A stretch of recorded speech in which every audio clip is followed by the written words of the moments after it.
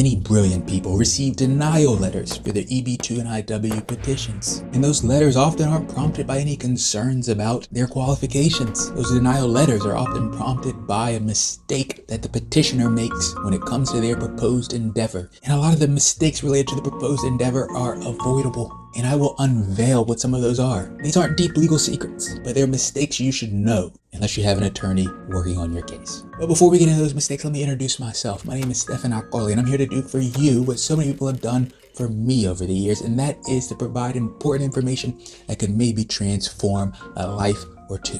All right, now let's get into it. The entire EB-2 NIW analytical framework, it rests on the crucial concept of the proposed endeavor. A specific proposed endeavor. Defining that proposed endeavor clearly is a non-negotiable. In the EB-2 NIW framework, you have these three prongs. The first prong zeroes in on the proposed endeavor. The second one demands proposed endeavor also. Without a specific proposed endeavor, USCIS might unleash something like this in its denial decision. And the third prong also hinges on a proposed endeavor. Without a well-structured proposed endeavor in a denial letter again, USCIS might declare something like this.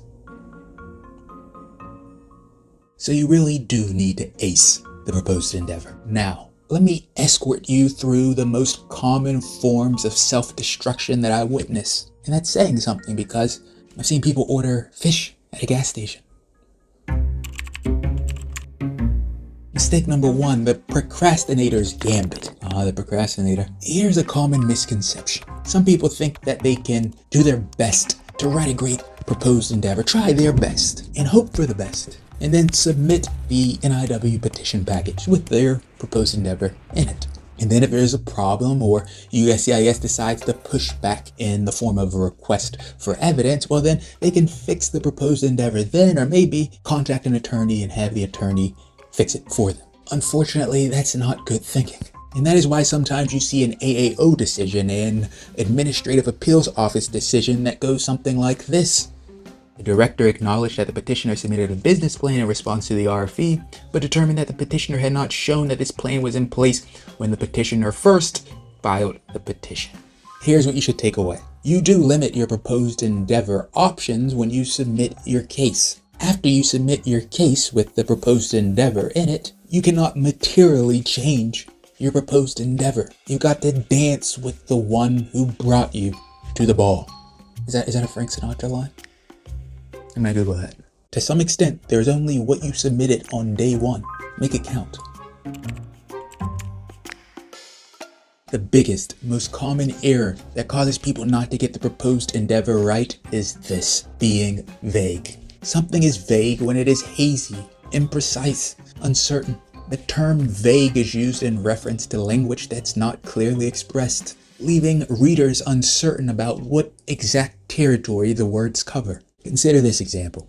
A software engineer announced as his proposed endeavor that he contribute his expertise as a solution architect to highly complex projects. USCIS demolished this. The problem with it is clear. Problems, I should say. We don't know what the highly complex projects are specifically. We don't know how he will contribute. We don't know what he will contribute. We don't know the consequences of the contribution, among many other things we don't know.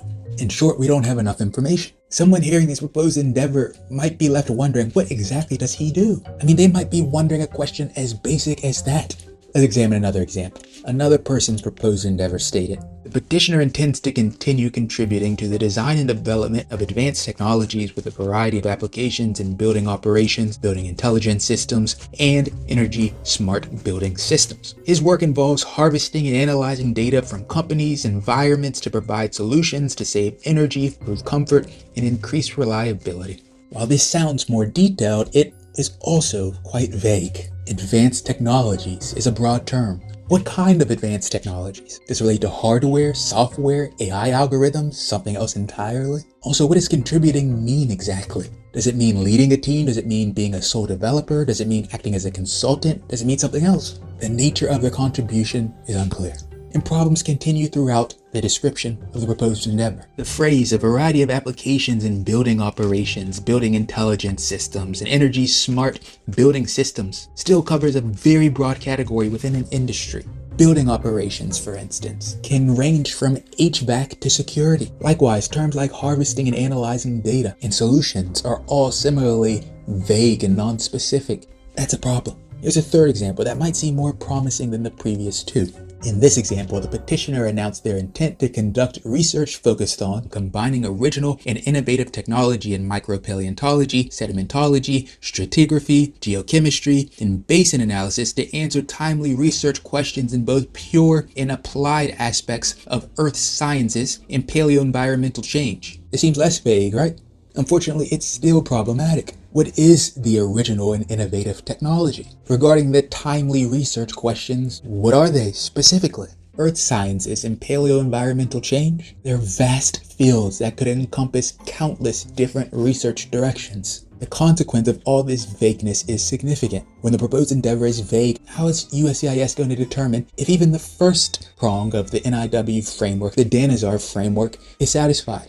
In a minute, I'll give you some tips to address this problem of vagueness. It's the biggest problem. But first, let me say this. Here I'm presenting shortened proposed endeavors for the sake of brevity. In actuality, proposed endeavors are typically longer, but they're often long and vague, and in substance, no different from the distilled versions that I'm giving to you here. Often they're long without really saying much. That's what I'm trying to say. Okay, to address vagueness with a client, what I typically do is pose a series of questions to get details from them about their proposed endeavor. The precise questions will vary based on the person's field and their aspirations, but typically they'll include some variations of the following.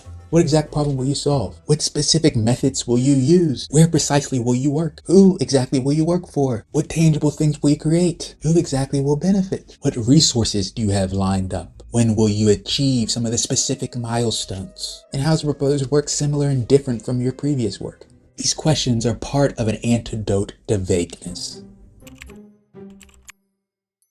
Don't display a fear of commitment. Consider this telling example. A petroleum engineer told USCIS that he'd work as an employee of a US-based company like his current company or work as an independent consultant. In response, USCIS said, pick one. Or consider this example. One petitioner described herself as an economist, a financial analyst, or both.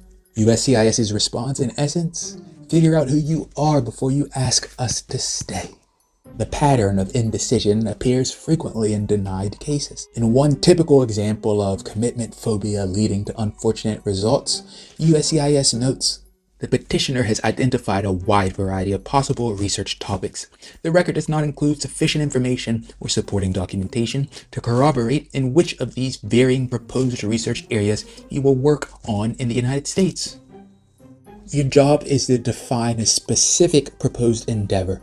Don't use a scattershot approach. If you do use a scattershot approach when it comes to research areas, for instance, how would USCIS know which research area your proposed endeavor would have a national or global impact in?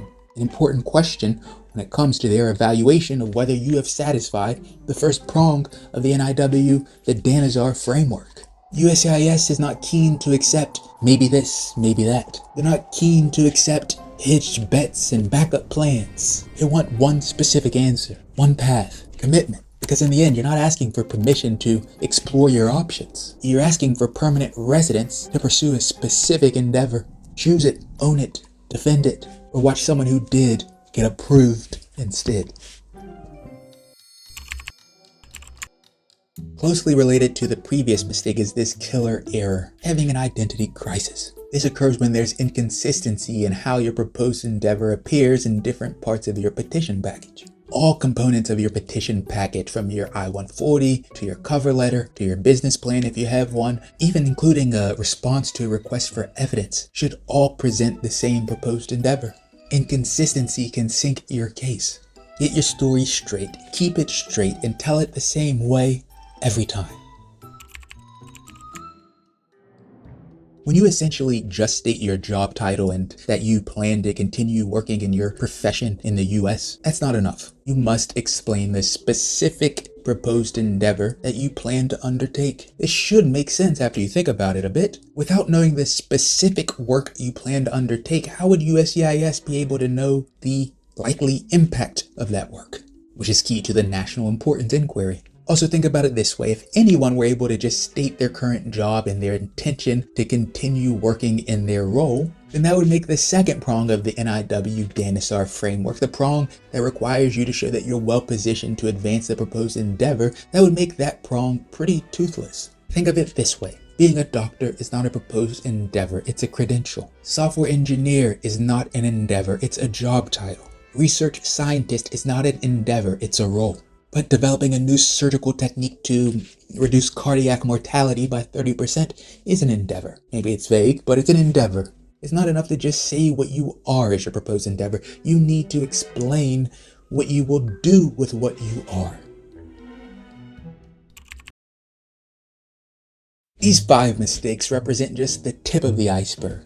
No, I shouldn't say that, because vagueness represents a huge chunk of the iceberg. But there are many more ways that intelligent people mess up their proposed endeavor and thereby mess up their NIW case. In any case, I hope this video helped someone out there. Now, I would be remiss if I did not mention that at my law firm we handle EB-2 NIW cases from start to finish, building winning cases for them.